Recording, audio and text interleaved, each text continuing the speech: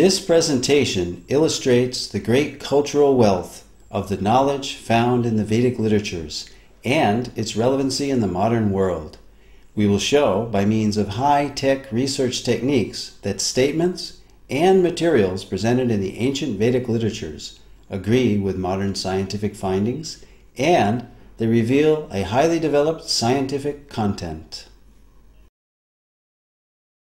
Techniques used to show this agreement include satellite imagery of the Indus-Saraswat river system, marine archaeology of underwater sites such as Dwarka, carbon and thermoluminescence dating of archaeological artifacts, scientific verification of scriptural statements, linguistic analysis of scripts found on archaeological artifacts, and a study of cultural continuity in all these categories.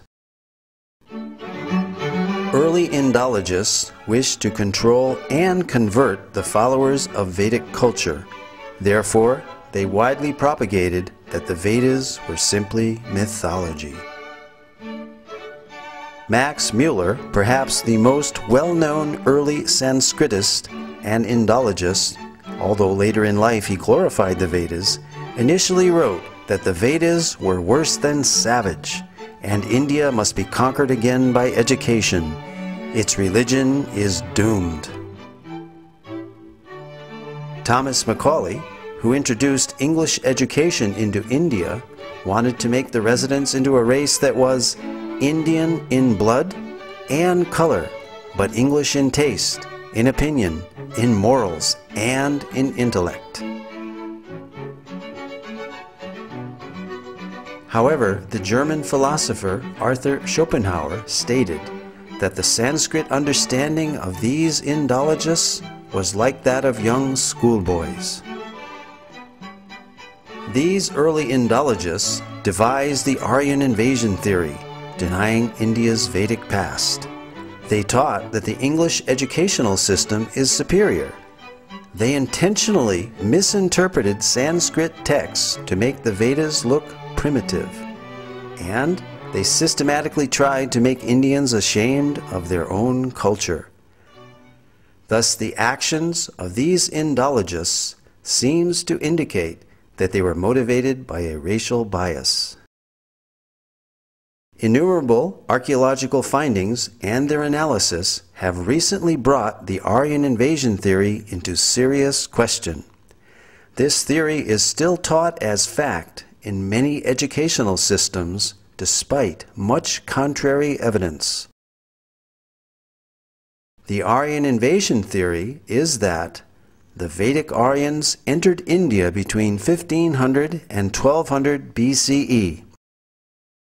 They conquered the native Dravidian culture by virtue of their superiority due to their horses and iron weapons. They imported the Vedic culture and its literatures.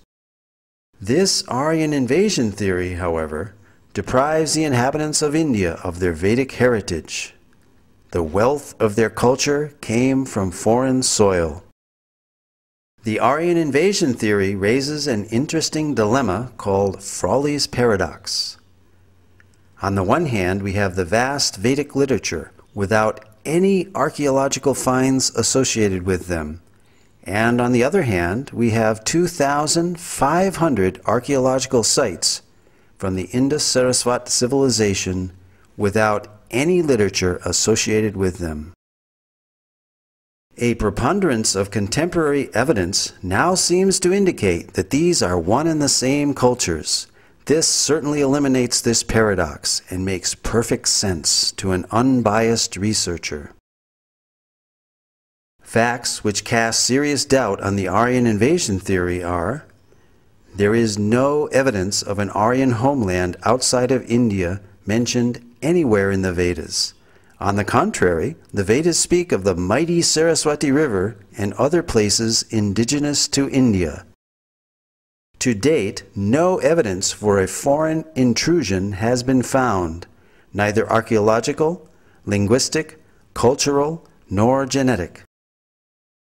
There are more than 2,500 archaeological sites, 2/3 of which are along the recently discovered dried-up Saraswati River bed. These sites show a cultural continuity with the Vedic literature from the early Harappan civilization up to the present-day India. Several independent studies of the drying up of the Saraswati riverbed all indicate the same time period of 1900 BCE. The significance of establishing this date for the drying up of the Saraswati River is that it pushes the date for the composition of the Rig Veda back to approximately 3000 BCE as enunciated by the Vedic literature itself. The late dating of the Vedic literatures by Indologists is based on speculated dates of 1500 BCE for the Aryan invasion and 1200 BCE for the Rig Veda, both now disproved by scientific evidence. Max Muller, the principal architect of the Aryan invasion theory, admitted the purely speculative nature of his Vedic chronology, and in his last work, published shortly before his death, The Six Systems of Indian Philosophy, he wrote, "Whatever may be the date of the Vedic hymns, whether 1500 or 15,000 BCE, they have their own unique place and stand by themselves in the literature of the world." It can be scientifically proven that the Vedic culture is indigenous through archaeology, the study of cultural continuity, by linguistic analysis, and genetic research. For example, the language and symbolism found on the Harappan seals are very Vedic. We find on these seals the Om symbol, the leaf of the Asvata or holy banyan tree, as well as the swastika or sign of auspiciousness, mentioned throughout the Vedas. Om is mentioned in the Mundaka and Katha Upanishads, as well as the Bhagavad Gita. The holy Ashvata tree is mentioned in the Aitareya and Satapatha Brahmanas, as well as the Taittiriya Samhita and Katyayana Smriti. The pictorial script of these Harappan seals has been deciphered as consistently Vedic and termed Proto-Brahmi as a pre-Sanskrit script. This piece of pottery from the lowest level of Harappan excavations with pre-Harappan writing is deciphered as Ila Vartite Vara, referring to the sacred land bounded by the Saraswati River, described in the Rig Veda. Additionally, other archaeological finds are culturally consistent, such as the dancing girl, whose bracelets are similar to those worn by women of northwest India today, and the 3 stone Shiva Lingas found in Harappa by M.S. Vats in 1940. The worship of the Shiva Linga is mentioned in the Mahanarayana Upanishad of the Yajur Veda and is still ardently practiced today. The Vedas were maligned by early Indologists because of their disagreement with their Eurocentric colonialist worldview, a view which produced and depended on the Aryan invasion theory. The fact that the Aryan invasion theory has been seriously challenged recently by scholars and Indologists adds credence to the Vedas as viable, accurate, and indigenous sources of information.